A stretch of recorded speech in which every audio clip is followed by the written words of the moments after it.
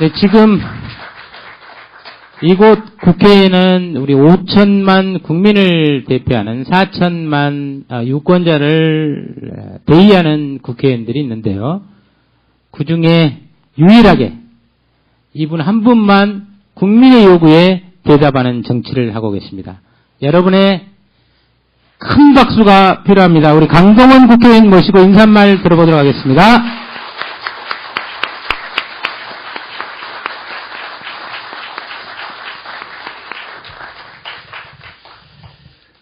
네, 방금 소개받은 강동원입니다. 제가 오늘 이 자리에 와서 굉장히 좀 죄인 같은 느낌으로 서 있다는 말씀을 드립니다. 제 지역은 전라북도 남원 순창입니다. 그리고 제가 19대 총선 때는 민주당으로 당선된 게 아니고 통합진보당으로 당선돼서 이석기 사건 이후에 제가 당을 탈당하고 무소속으로 있다가 지난 3월 16일 날 우리 당에 합류를 했습니다.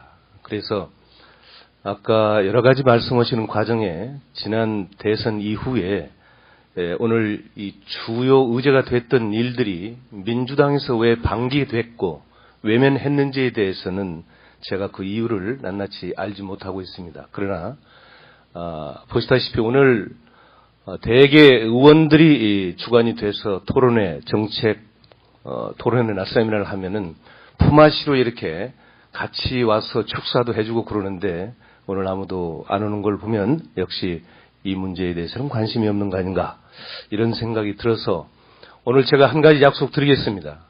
오늘 이 정책 토론회가 끝난 이후에 선거법 개정안이 준비가 되면 이것을 제가 대표 발의해서 국회에서 직접 이 법이 개정될 수 있도록 많은 노력을 기울이겠다는 말씀을 드리겠습니다.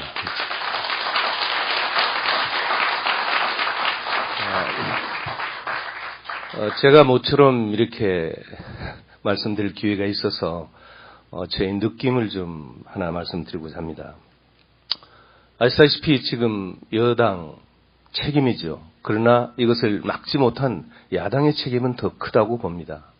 그러면 오늘날 왜 130석의 의석을 가지고 있는 제1야당이 이 지경까지 올 수밖에 없었는가?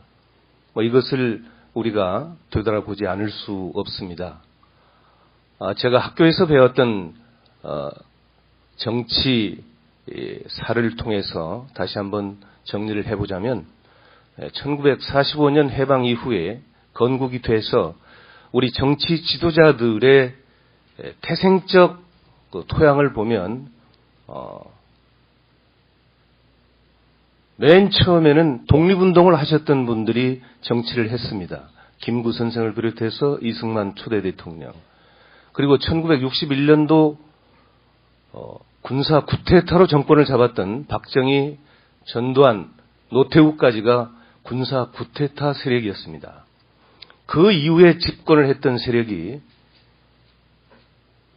김영삼, 김대중, 노무현 대통령까지가 민주화 운동 세대라고 저는 봅니다. 자, 그렇다면 노무현 대통령 이후의 집권 세력은 민주화 세력보다도 더 한층 더 개방되고 정말 국민에게 더 꿈과 희망을 줄 수 있는 그런 세력들이 집권을 했어야 되는데 이명박근혜로 이어지는 현 새누리당 정권은 그야말로 박정희 시대 1961년도의 박정희 시대로 돌아갔기 때문에 적어도 50년 이상 우리 한국 정치사는 후퇴하고 말았다. 자, 이런 과정에 정치가 후퇴한 것은 말할 것도 없지만 이와는 비례해서 아주 악랄한 수법을 동원해서 부정선거는 더 앞으로 진화됐다. 이렇게 생각을 합니다. 지금 이명박 정부가 들어오면서 이들은 장기 집권에 획책을 했다. 저는 그렇게 판단합니다. 왜 그러냐면 1961년도 박정희 정권이 군사 쿠데타로 정권을 잡고 난 이후에 우리 한반도는 어느 특정 세력이 일제 36년 강점기보다도 더 긴 세월을 독점했습니다. 지배해왔습니다. 지금 올해가 2014년이니까 1961년으로 계산하자면 53년 반세기가 흘렀는데 사실상 민주정부 10년이었습니다. 그러니까 43년 동안 박근혜 임기 끝나면 47년 동안을 반통일 세력이 집권하고 있는 거 아니겠습니까? 자, 이런 관점에서 우리가 볼 때 김대중 정부에게 정권을 빼앗긴 당시에 한나라당은 꿀맛만 보다가 갑자기 그 꿀통을 빼앗기게 되니까 정신이 뒤집어지는 것이죠. 그래서 김대중 대통령 때 심지어 온로비 사건, 대통령 부인이 오단벌 받았다고 하는 것까지도 검찰이 기소를 해서 세상을 떠들썩하게 했습니다. 그랬다가 다시 노무현 정부에게 또 뺏기니까 이제는 자기들의 정체성마저 버리고 좌클릭을 하면서 모든 복지 문제를 선점하고 치고 나가는 거죠. 그래서 결국은 이명박이 집권을 합니다. 이명박 집권하고 장기 집권 시나리오가 나오는데 그 첫 번째가 원세훈이었습니다. 원세훈 서울시청 7급 공무원 출신입니다. 이명박 대통령 이 사람이 서울시장 할 때 자기 신부가 아니었습니까?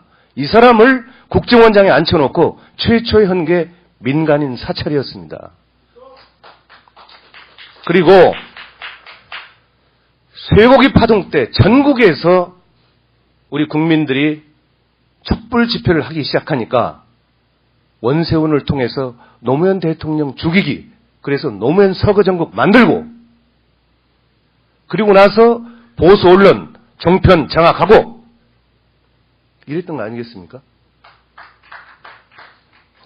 자, 이런 과정에서 결국은 국무총리실에 민간인 사찰팀까지 주고, 그리고 가장 중요한 것은 잘 아시잖아요. 중앙선거관리위원회 홈피를 해킹합니다. 그 해킹의 주범은 요즘 성추문으로 세상을 떠들썩하게 하고 있는 박이태 비서관 아니었습니까? 자기 당 부하들을 시켜서 중앙선거관리위원회 홈피를 해킹하는 거예요. 왜? 중앙선거관리위원회에서 어느 정도 대응할 수 있는가, 어느 정도 대응하고 있는가, 이런 것들을 테스트하기 위해서 그런 거 아니겠습니까?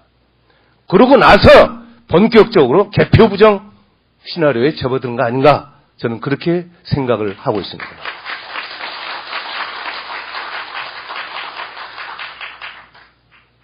이런 현실이 엄연히 지금 우리 대한민국 사회에서 진행이 되고 있는데, 이런 부분들에 대해서 우리 정치권이 알고 있으면서도 스스로 방기하거나 책임을 회피하고 있는 이런 상황에서 우리의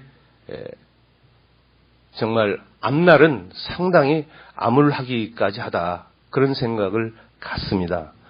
지난 9월 11일 날 법원에서 원세훈 판결한 거 보셨죠? 예. 트윗 11만 건, 이건 선거법 관련돼서 조사조차 하지 않았습니다. 그렇지 않습니까? 또 국정원법은 법 위반이다 했는데 선거법은 위반 아니다. 웃기는 얘기죠. 제가요, 지난 대선 때 저는 그 당시에 민주당이 아니었습니다만은 그래도 문재인 대통령 후보를 당선시키기 위해서 주로 영남 쪽에 가서 제가 선거 지원을 했고요. 그리고 트윗에 여러 가지 날렸습니다. 그런데 저희 방에서 트윗 한 번 잘못 날려가지고 선거법에 기소가 돼서 300만 원 벌금을 맞은 사실이 있습니다. 저도 300만 원 벌금 맞았는데 트윗 한 건 날려가지고 국정원에서 수백만 건을 날렸는데 이게 선거법 위반이 아니라고 지금 우기는 거 아니겠습니까?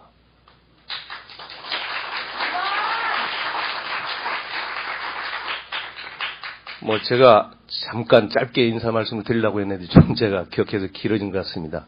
아무쪼록 오늘 이 토론회가 다시는 이 땅에서 부정선거가 일어나지 않도록, 개표 부정이 일어나지 않도록 좋은 의견을 모아주신 의견을 토대로 법을 개정할 수 있도록 제가 앞장서서 일하겠다는 말씀을 드리면서 마치겠습니다. 감사합니다. 저는 관심이 없는 거 아닌가 이런 생각이 들어서 오늘 제가 한 가지 약속 드리겠습니다. 오늘 이 정책 토론회가 끝난 이후에 선거법 개정안이 준비가 되면 이것을 제가 대표 발의해서 국회에서 직접 이 법이 개정될 수 있도록 많은 노력을 기울이겠다는 말씀을 드리겠습니다.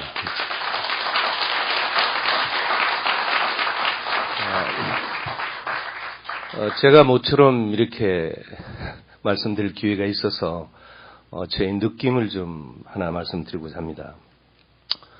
지금 소개받은 강동원입니다. 제가 오늘 이 자리에 와서 굉장히 좀 죄인 같은 느낌으로 서 있다는 말씀을 드립니다. 제 지역은 전라북도 남원순창입니다. 그리고 제가 19대 총선 때는 민주당으로 당선된 게 아니고 통합진보당으로 당선돼서 이석기 사건 이후에 제가 당을 탈당하고 무소속으로 있다가 지난 3월 16일 날 SP 지금 여당 책임이죠. 그러나 이것을 막지 못한 야당의 책임은 더 크다고 봅니다. 그러면 오늘날 왜 130석의 의석을 가지고 있는 제1야당이 이 지경까지 올 수밖에 없었는가? 이것을 우리가 되돌아보지 않을 수 없습니다. 제가 학교에서 배웠던 정치사를 통해서 다시 한번 정리를 해보자면 1945년 해방 이후에 건국이 돼서 우리 정치 지도자들의 태생적 우리 당에 합류를 했습니다. 그래서 아까 여러 가지 말씀하시는 과정에 지난 대선 이후에 오늘 이 주요 의제가 됐던 일들이 민주당에서 왜 방기됐고 외면했는지에 대해서는 제가 그 이유를 낱낱이 알지 못하고 있습니다. 그러나 보시다시피 오늘 대개 의원들이 주관이 돼서 토론회, 정책 토론회 낮세미나를 하면은 품앗이로 이렇게 같이 와서 축사도 해주고 그러는데 오늘 아무도 안 오는 걸 보면 역시 이 문제에 대해서 네, 지금 이곳 국회에는 우리 5천만 국민을 대표하는 4천만 유권자를 대의하는 국회의원들이 있는데요. 그 중에 유일하게 이분 한 분만 국민의 요구에 대답하는 정치를 하고 계십니다. 여러분의 큰 박수가 필요합니다. 우리 강동원 국회의원 모시고 인사말 들어보도록 하겠습니다.